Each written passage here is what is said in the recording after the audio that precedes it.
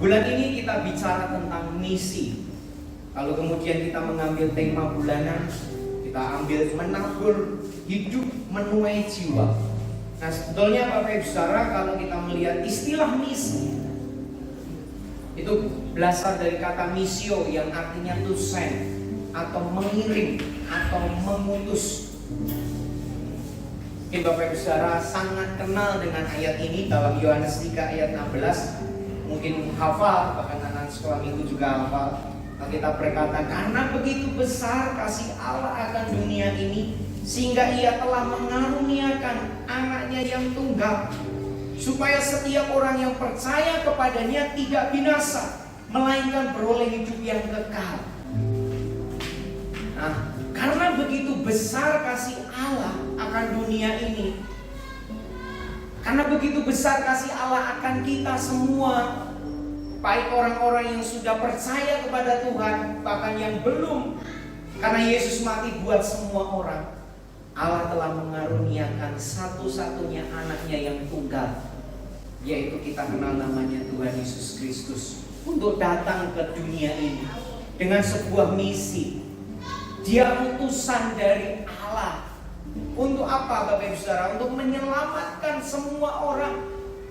Yang awalnya dulu kita binasa menjadi tidak binasa. Yang dulunya kita harusnya mengalami kematian yang kekal, kita nggak mengalami kematian yang kekal, tapi beroleh hidup yang kekal. Kata Yohanes 3 ayat 16. Itulah misi kedatangan Tuhan ke dunia ini, untuk menyelamatkan semua orang. Itu kerinduan hati Tuhan. Dia rindu tidak ada satu orang pun di dunia ini yang mengalami kematian sia-sia. Dia rindu semua orang mengalami keselamatan. Kalau kita meneladani apa yang Yesus kerjakan, Dia tinggalkan kenyamanannya Bapak Ibu Saudara. Dia bertata di surga kan nyaman. Dia punya segalanya. Dia punya kedudukan, dia punya pangkat, dia dihargai. Tapi dia rela datang ke dunia menjadi tidak apa-apa, menjadi serupa dengan kita yang manusia yang berdosa. Dia tinggalkan semua kenyamanannya, dia tinggalkan semua yang dia punya, dan dia jadi seorang utusan hanya untuk menyelamatkan kita, hanya menyelamatkan Bapak Ibu Saudara dan saya dan semua manusia di dunia ini. Bahkan ketika dia hidup di dunia, begitu luar biasa caranya dia hidup. Ketika dia berbuat baik, dia ngajar, tapi tetap ada aja yang nyari-nyari kesalahannya. Dia berhadapan dengan orang-orang Farisi, ahli-ahli Taurat, yang ketika mendengar Tuhan bicara bukan untuk mendengar firman-Nya, tetapi mendengar apa kesalahannya. Di tengah-tengah orang yang seperti itu Tuhan tetap melayani. Bahkan di tengah-tengah dia dikhianati oleh muridnya sendiri, Yudas Iskariot, dia dijual, dia tetap mengasihi. Kalau kita melihat perjalanan kehidupan Tuhan, bahkan Alkitab mencatat dia kadang tidak sempat tidur, hanya untuk melayani jiwa-jiwa. Dan ketika dia mau menyendiri bersama dengan murid-muridnya, lalu orang banyak tahu keberadaannya, mereka mencari. Lebih dari 5.000 orang laki-laki mencari Tuhan. Tuhan tergerak oleh belas kasihan dan dia melayani. Bagaimana bisa seorang Tuhan menjadi manusia dan dalam wujud manusia dia bisa lakukan itu di dunia ini? Kebutuhannya dia nggak pikirkan, dia nggak sempat makan, nggak sempat segalanya, tapi hatinya terus melimpah dengan belas kasihan. Bahkan kalau kita melihat di dalam Yohanes pasal yang keempat, diawali dengan sebuah cerita bahwa ketika orang-orang Farisi dan ahli Taurat mengetahui Yesus dan murid-muridnya membaptis orang lebih banyak, terpaksa Yesus harus menyingkir. Dia kembali lagi ke daerah asalnya, ke Nazaret. Karena di situ terjadi percekcokan antara murid-murid Yohanes dengan orang-orang Yahudi yang mempersoalkan soal baptisan. Dan ketika dia perjalanan sebetulnya mau pulang ke tempat asalnya, ke Nazaret, dia harus melintasi daerah Samaria. Kalau kita melihat di Yohanes pasal 4. Dan Alkitab mencatat tempat itu adalah tempat yang dihindari oleh orang-orang Yahudi. Karena orang Samaria tidak bergaul dengan orang Yahudi. Mereka berpikir bahwa mereka adalah orang-orang yang sekarang sudah tidak layak lagi, orang yang najis, kawin campur dan sebagainya. Makanya jarang sekali, bahkan tidak ada orang Yahudi yang bergaul dengan orang-orang Samaria. Tapi Yesus datang melewati daerah itu. Dan ketika dikatakan Alkitab, dia sangat letih dalam perjalanannya. Dia sangat capek karena dia harus jalan, cuacanya tidak baik. Dia ketemu dengan sumur, dia istirahat.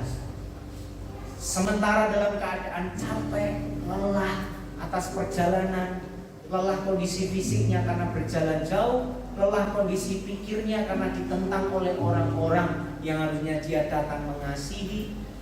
Lalu dia ketemu seorang perempuan. Apa yang terjadi? Tuhan melayani dia. Sementara murid-muridnya pergi cari makan, dia berbicara sama Tuhan. Dan dari satu perempuan nantinya akan menyelamatkan satu kota, dan Samaria bisa diselamatkan. Nah, saya mau ajak Bapak Ibu Saudara untuk kita merenungkan atau meneladani apa yang Yesus kerjakan. Mungkin kita mengalami kondisi kita sedang sulit, atau masalah terus menekan dalam kehidupan kita. Kadang-kala membuat kita capek. Yesus pun pernah letih sebagai manusia dalam kondisi fisik. Tapi pertanyaannya, apa yang membuat Yesus kok bisa terus bergerak di tengah-tengah keletihan yang dia alami? Apa yang membuat Yesus mau terus melakukan sesuatu di tengah-tengah dia sendiri butuh? Waktu itu lagi lapar. Saya menemukan ayat yang menarik Bapak Ibu Saudara di dalam Yohanes 4 ayat 34. Saya rasa ini adalah hal yang paling kuat yang membuat kenapa Tuhan bisa lakukan itu di dunia.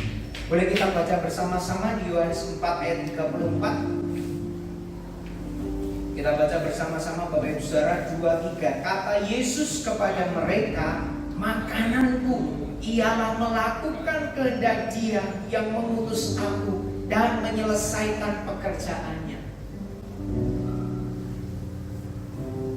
Yesus ngomong ke murid-muridnya, makananku melakukan kehendak Dia yang mengutus aku dan menyelesaikan pekerjaannya. Waktu murid-murid datang membawa makanan, dia bilang, ada makanan lain yang ada padaku. Makanan yang tidak engkau tahu, tapi ini makanan yang sangat penting, yaitu melakukan kehendak Dia. Inilah rahasianya kenapa ketika Tuhan dicaci maki, Dia tetap bisa mengasihi. Kenapa Tuhan ketika dimusuhi, Dia tetap bisa mengasihi. Ini yang membuat kenapa Tuhan bisa bertahan di segala keadaan. Mau keadaannya susah, sulit, Dia tetap mampu memberi di tengah-tengah dia dijahati. Bahkan kadang dia harus merelakan hatinya sendiri. Kenapa bisa? Karena dia mau melakukan kehendak Tuhan. Itu yang ada di dalam pikiran dan hatinya. Aku ada untuk melakukan kehendak Tuhan. Aku hadir untuk melakukan yang Bapakku mau. Apa sih kehendak itu? Kehendak itu adalah sesuatu yang Tuhan inginkan atau Tuhan rencanakan. Dan setiap kita memiliki bagian apa yang Bapa mau untuk kita kerjakan di dalam dunia ini. Kadangkala ini yang kita hadapin Bapak Ibu. Kita mengalami pergumulan atau kita mengalami sebuah struggle ya. Pertimbangan antara maukah kita ngikut kehendak Tuhan atau mengikuti kehendak kita pribadi?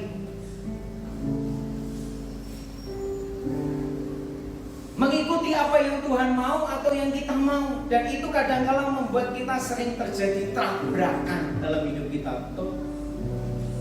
Pergumulan kita kan selama ini tabrakan. Apa yang tertabrak? Antara kehendak Tuhan dan kehendak kita. Antara apa yang Tuhan mau dengan yang kita mau.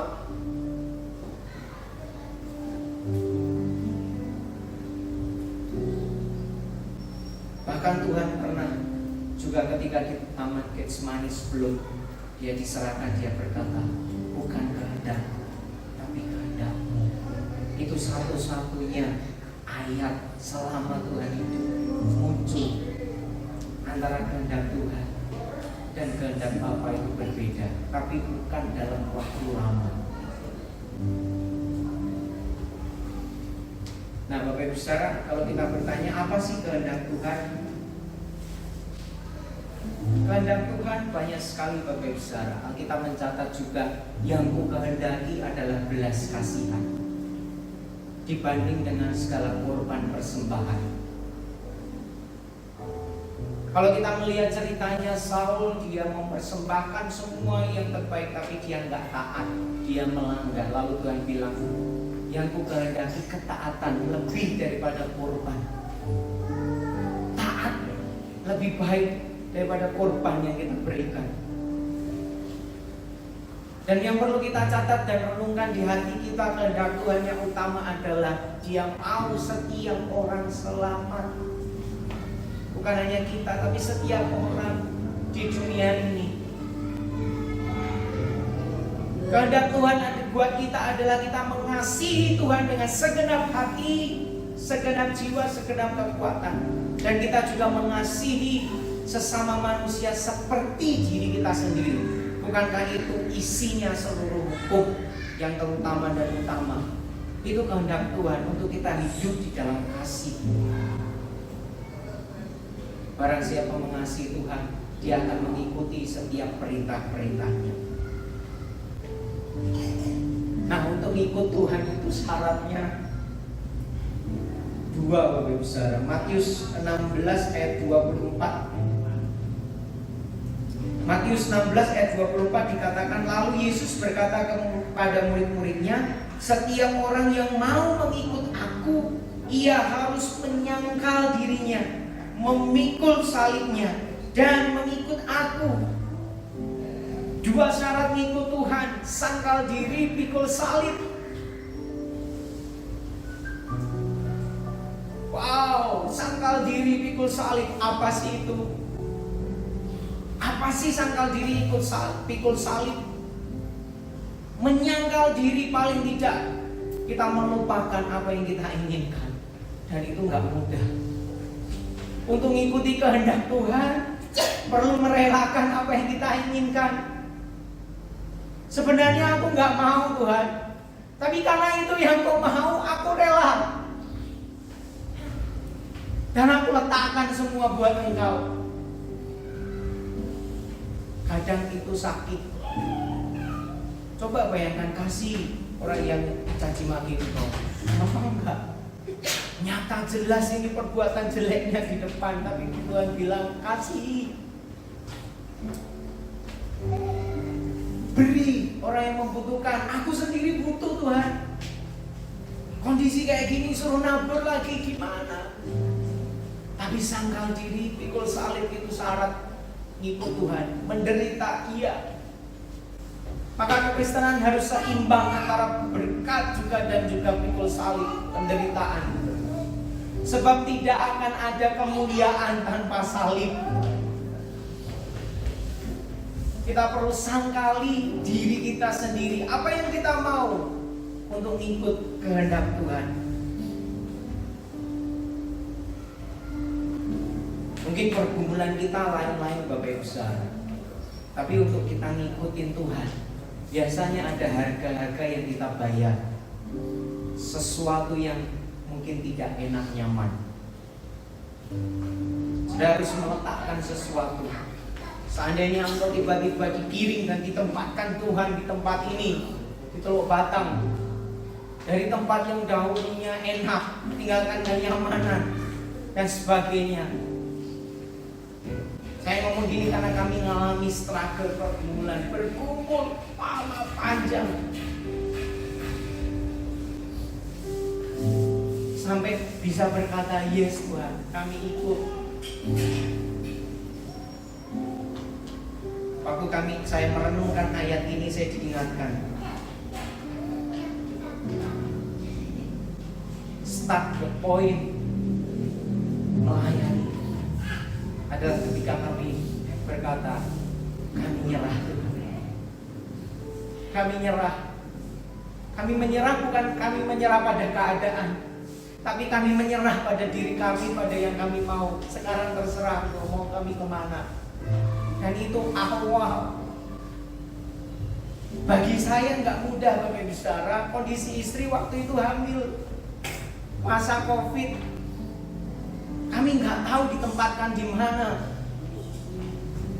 Di Kalimantan, wow, di mana nggak tahu. Kondisi seperti apa? Hamil besar, keluarga jauh, nanti harus masa transisi gimana, melahirkan di mana, semua pikiran dipertimbangkan. Tapi ketika saya belajar, bukannya saya ngomong gini udah berhasil, enggak, tapi belajar.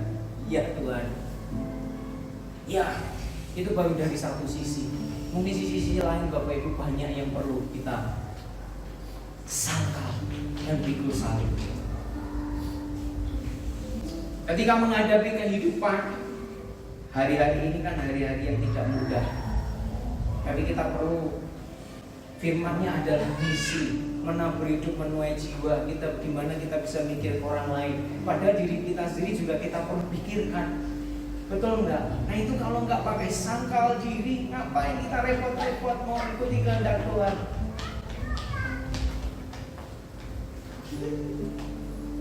Dan ketika saya mengalami lemah, saya juga bergumul.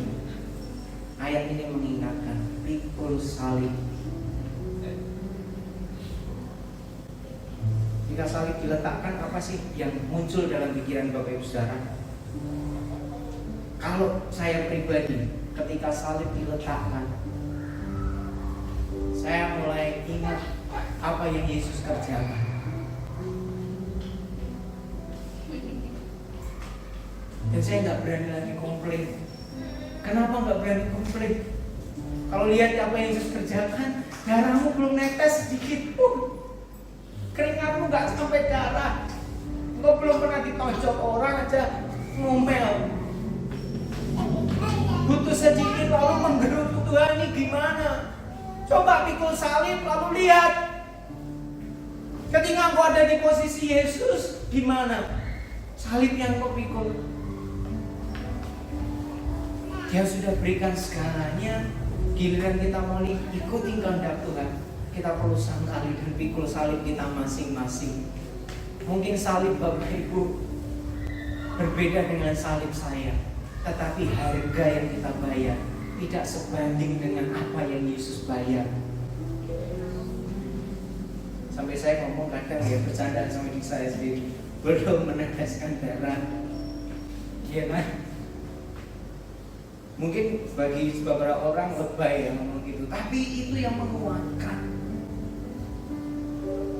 Ketika masa-masa sukar, bisa nggak kita tetap percaya Tuhan itu baik?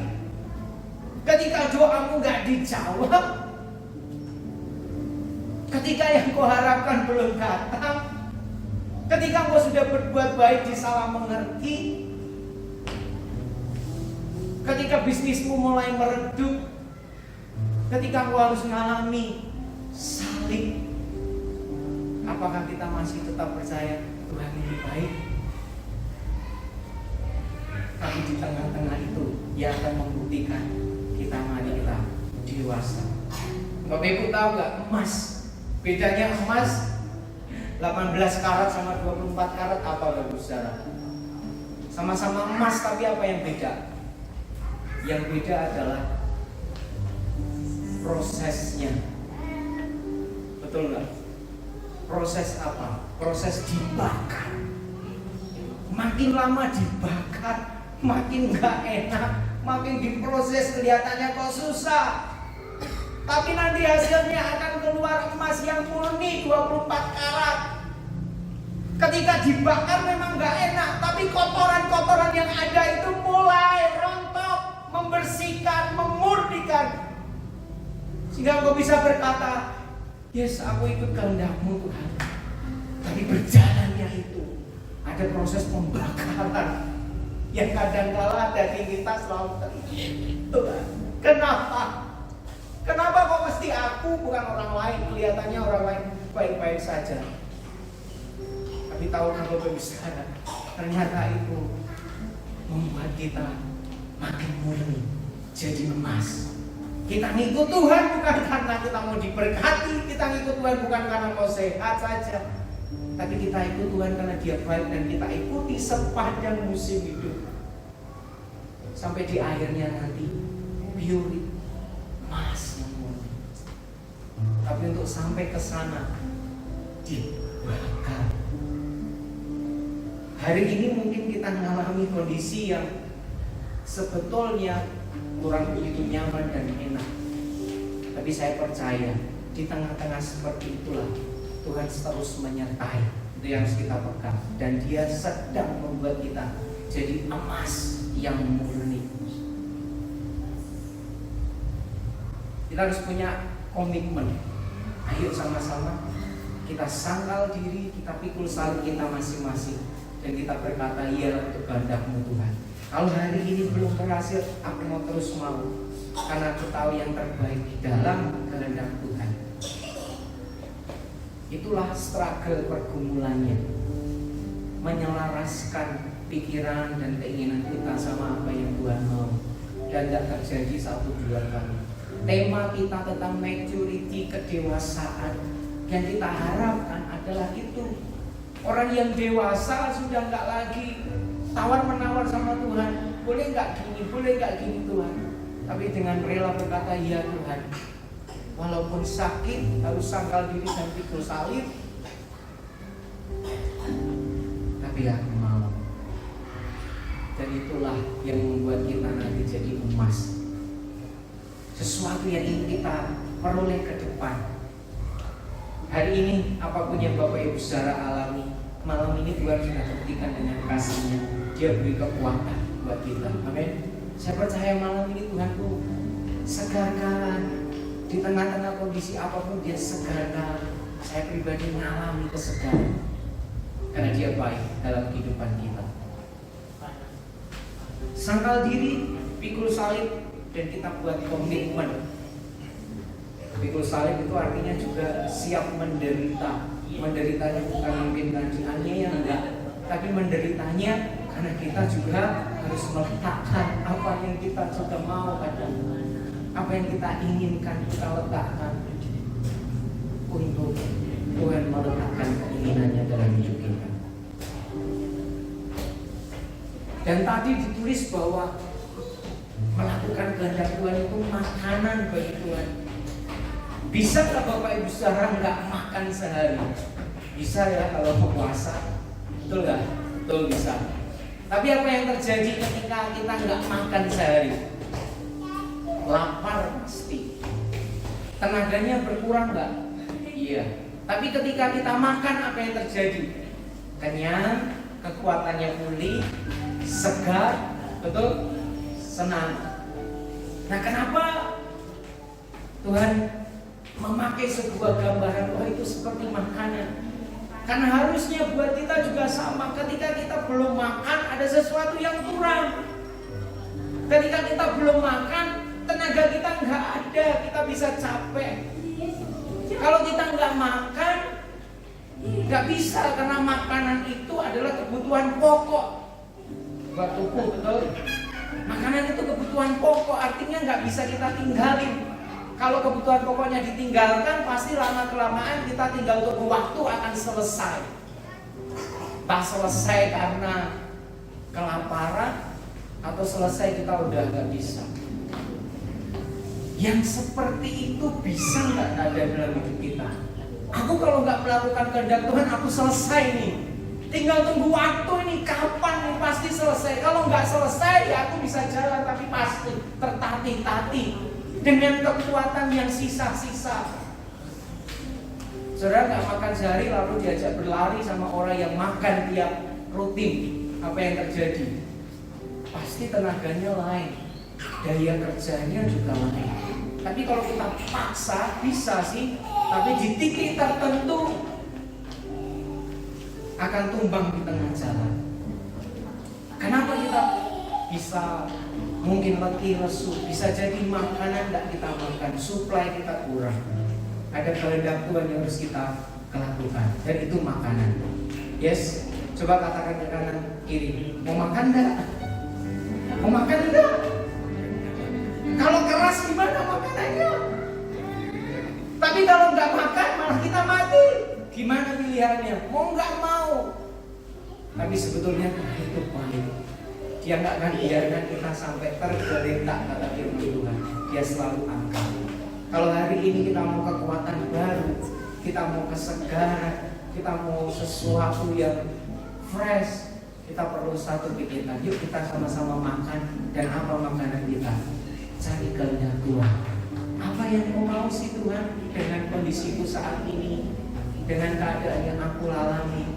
Sebab Tuhan gak pernah sembarangan dalam hidup kita. Aku asalah, coba dia asal-asalah nanti. Ya kalau lolos puji Tuhan, enggak pernah Tuhan asal dan dia enggak coba. Dia selalu menempatkan sesuatu tujuan dalam hidup kita yang kita alami. Ada rencananya. Mungkin dia sedang benahi hati kita. Mungkin dia sedang rontokkan kandungan-kandungan yang enggak perlu sehingga kita jadi murni. Atau dia sedang ajar sesuatu supaya kita makin dalam. Yesus itu kuat dalam segala keadaan karena yang dia pikirkan, dia rindukan, inginkan. Apa yang kau mau Tuhan aku lakukan? Sehingga waktu dia capek, letih, lesu, lapar, perempuan datang, hatinya limpah dengan belas kasihan dan dia layani. Kalau tidak ada pikiran itu, aku dulu perlu lapar, makan dulu ah. Kalau saya ada di posisi Yesus belum tentu kuat juga sih. Tapi kita masing-masing punya area yang kita mau berkata sama Tuhan. Ya Tuhan, aku mau. Mari sama-sama makan. Siapa yang sudah lapar angkat tangannya. Nanti makan bersama-sama, makan di rumah. Tapi makanan rohani kuat, menyegarkan, membuat kita untuk terus tetap bertahan dalam segala kondisi. Mungkin itu susah untuk dilakukan. Dan daging kita berontak, salib harus dipikul. Tapi tujuannya menguatkan kita untuk terus tetap berjalan bersama Dia. Kalau kita baca di dalam Yohanes 4 ayat 34 tadi, dikatakan juga, makananku yang melakukan kehendak Dia yang mengutus aku. Jadi Bapa mengutus Tuhan Yesus. Di dalam Yohanes 20 ayat 21 itu dikatakan bahwa, maka kata Yesus sekali lagi, damai sejahtera bagi kamu. Sama seperti Bapa mengutus aku, demikian juga sekarang aku mengutus kamu. Tuhan kasih damai dulu buat kita. Tuhan beri kekuatan dan Dia utus. Kalau Bapa dulu utus Tuhan Yesus, sekarang waktunya Tuhan Yesus utus kita. Bapak Ibu pernah bertanya enggak, kenapa sih ada doa berkat di akhir ibadah? Doanya kan kadang-kadang kalau kita perhatikan kasar. Contohnya gini, pulanglah, bawalah damai sejahtera, bukan begitu? Ya kan, kalau bahasa kasar ini kan musir kan kayaknya, pulanglah kan diusir kan. Sebenarnya enggak, itu adalah diutus. Kenapa setiap akhir ibadah kita dikasih berkat oleh Tuhan?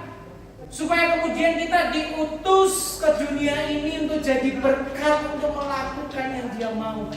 Sehingga apa yang dikerjakan tangan kita dibuat berhasil.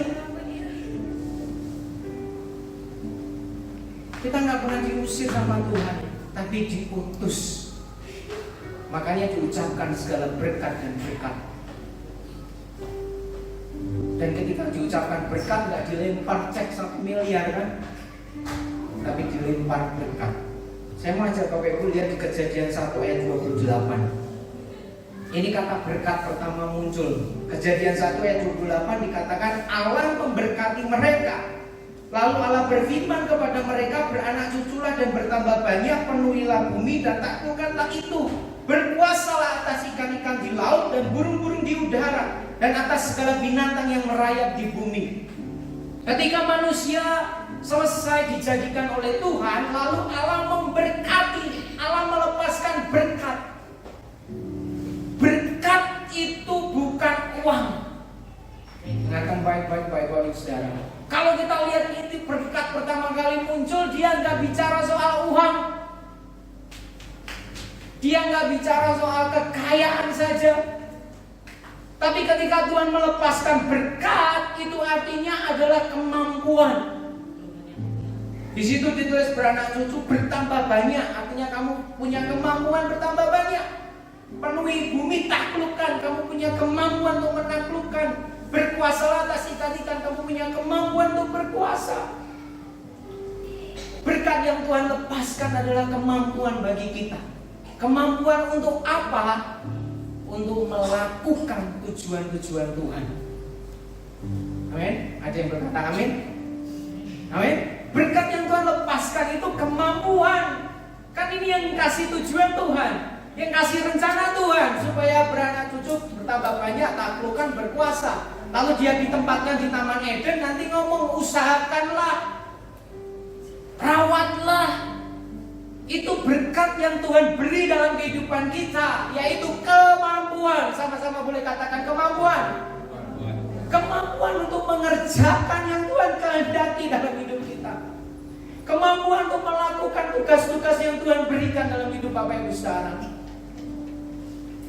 Jadi kalau kita ngomong aku hidup dalam berkat, itu artinya aku hidup dalam kesanggupan dan kemampuan yang Tuhan beri untuk melakukan tujuan Tuhan dalam hidup kita masing-masing. Bapak Ibu punya usaha, bekerja di pemerintahan, di dunia kesehatan, pendidikan, pelayanan di gereja, di rumah tangga, apapun Tuhan letakkan berkat. Jadi gimana kalau nggak pegang 1 miliar misalkan, bisa berkata hidupku diberkati? Yes. Karena berkat bukan ditentukan oleh seberapa uang yang kita ada, bukan, tapi kemampuan. Tuhan beri kemampuan. Amin.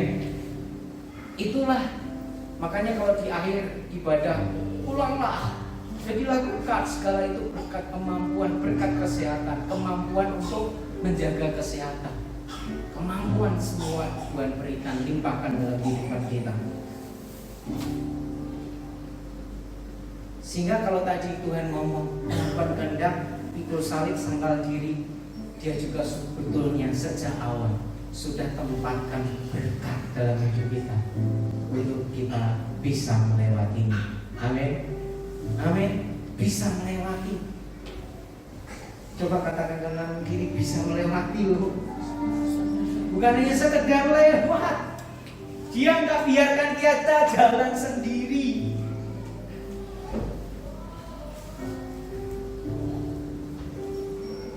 Tapi memang kadang-kala manusia daging kita ini berontak. Kadang-kala pikiran manusia kan masih ada, wajar kan. Tapi saat-saat itulah kita berkata, aku mau ikut Tuhan, aku mau sangkal diriku, aku mau lakukan kehendak Tuhan. Bukan bisa atau enggak, tapi berkat Tuhan sudah dilimpahkan, yaitu kemampuan untuk aku ikuti rencananya. Kalau ini tugas yang Tuhan beri dalam hidupku, dalam pekerjaan, dalam usaha, dalam apapun, walau mau besar mau kecil, Tuhan yang mampukan. Amin. Terima aja, pokok Tuhan akan mampukan. Dalam segala perkara Dia terus bekerja. Malam ini nanti Bapak Ibu boleh merenung dan bertanya, kenapa Tuhan mungkin tempatkan aku di pekerjaan X? Atau kenapa Tuhan kasih aku kok kemudahan relasi bertemu dengan ini itu? Kenapa aku sekolah harus di sini? Kenapa Tuhan bawa ke sini? Apa yang Tuhan mau? Jangan-jangan Tuhan tunggu kita untuk kerjakan itu di tempat ini. Tuhan tunggu kita. untuk melakukan sesuatu di tempat yang sekarang Tuhan tempatkan kita masing-masing, di lingkungan, di pekerjaan.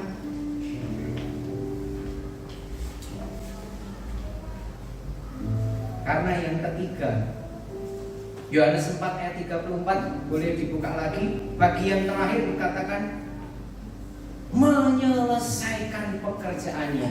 Yohanes 3 ayat 34 di bagian terakhir. Itu yang jadi makanan Tuhan.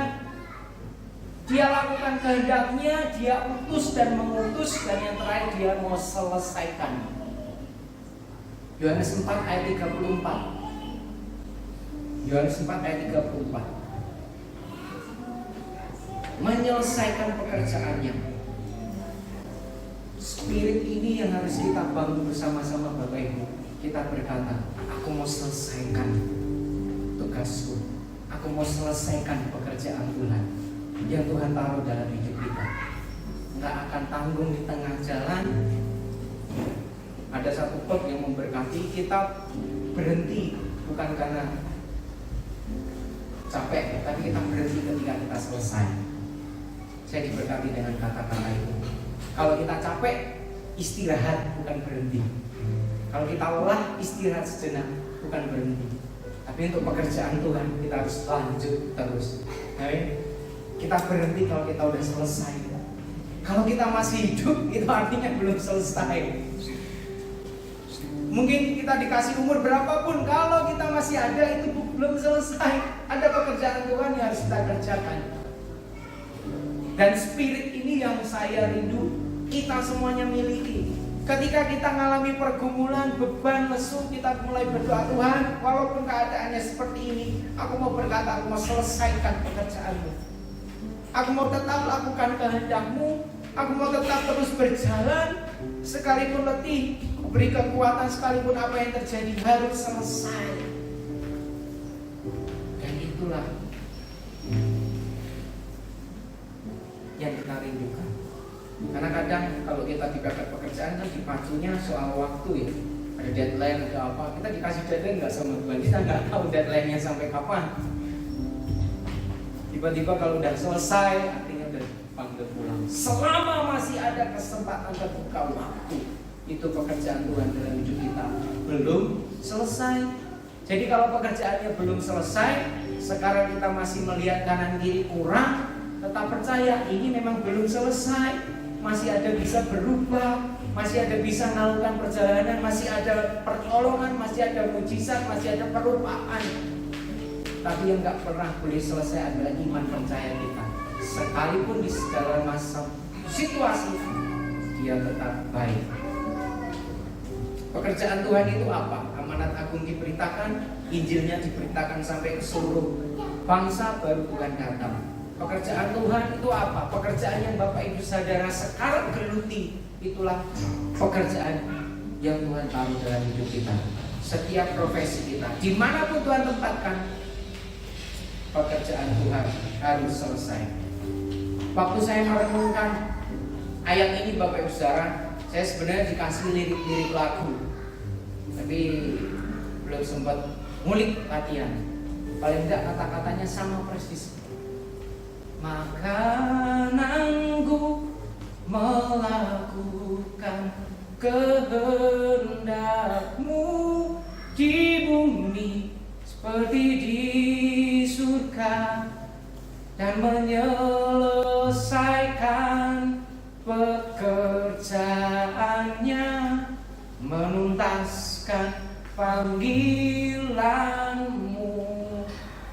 Nanti lain waktu boleh pada kita.